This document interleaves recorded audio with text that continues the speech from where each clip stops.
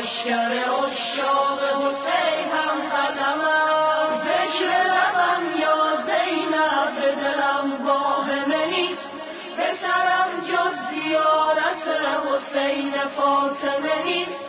خدا مرا از در این خانه جدا نکند، جدایی در این خانه مرا خاتمه نیست. خطوط قرمز دور حرم ز خون من است، چو بکم که مرگ من همان سکون من است.